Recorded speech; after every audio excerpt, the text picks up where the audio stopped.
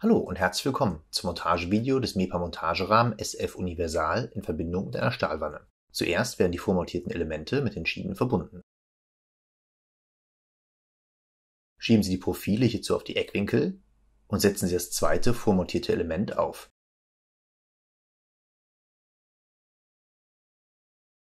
Die Größeneinstellung kann durch einfaches Ausziehen stufenlos bis 120 cm erfolgen.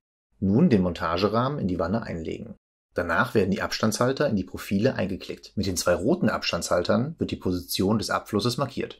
So ist gewährleistet, dass der Montagerahmen immer gleich in die Duschwanne eingelegt wird. Zusätzlich wird durch den Abstandshalter der notwendige Abstand zwischen Rahmen und Wanne sichergestellt. Jetzt den Montagerahmen an die Wannengröße anpassen. Dazu diesen gegen den inneren Wannenrand ausziehen. Ziehen Sie die Schrauben fest an. Im nächsten Schritt werden die 4 Eckfüße grob an die gewünschte Höhe angepasst. Wählen Sie hierzu die passenden Adapterhülsen. Die Feineinstellung erfolgt später über die Gewindestange. Im Anschluss wird der EasyLift montiert. Ziehen Sie die grüne Schutzfolie ab und positionieren Sie den EasyLift mittig unter der Duschwanne. Für die optimale Klebekraft muss dieser Bereich vorher gründlich von Staub, Schmutz sowie Fettrückständen befreit werden. Dieser wird in der Höhe ca. 10 mm niedriger eingestellt als die Eckfüße. Berücksichtigen Sie dabei die Wannentiefe. Bei Acrylwannen wird der EasyLift mit den beiliegenden Schrauben befestigt. Beachten Sie dabei die Länge der Schrauben. Damit der EasyLift später zum Boden ausgefahren werden kann, wird die rote Kordel abgerollt und durch die Ablauföffnung gelegt. Zur Fixierung der Kordel auf der Wannenoberseite können Sie das beiliegende Klebepad nutzen.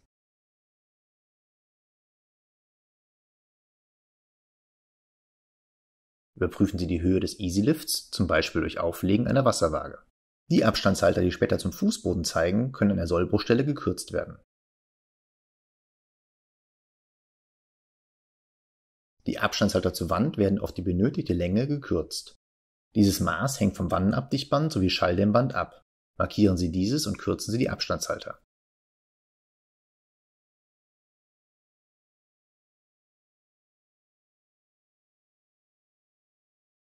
Anschließend können die Klickfüße vorbereitet werden. Diese sollten in der Höhe ebenfalls ca. 10 mm niedriger eingestellt sein als die Eckfüße. Dies erleichtert später das Ausrichten der Wanne.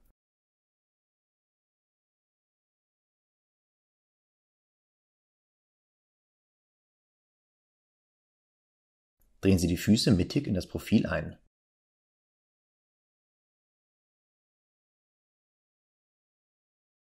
Positionieren Sie jetzt den Montagerahmen. Durch Drehen der Füße wird die finale Höhe eingestellt und der Rahmen in Waage gebracht. Hierzu zunächst nur die 4 Eckfüße einstellen. Wichtig, im Anschluss die Konterschraube festziehen. Die Eckfüße werden jetzt mit den Bodenlaschen am Boden fixiert.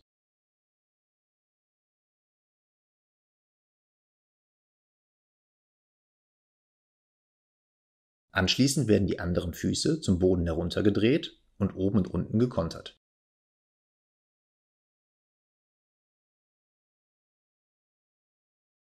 Füllen Sie als nächstes die rote ADS-Kappe des EasyLifts von innen mit PU-Kleber.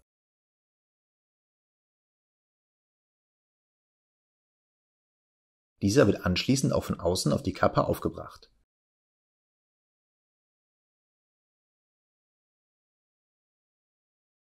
Bringen Sie den PU-Kleber auch auf den roten Auflageflächen im Eckbereich und auf den Klickfüßen auf.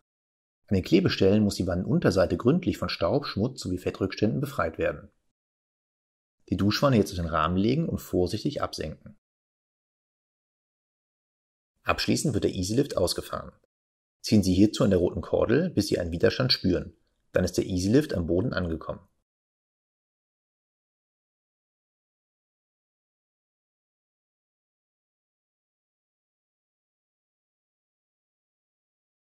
Beschweren Sie die Wanne für mindestens 6 Stunden mit 60 Kilo.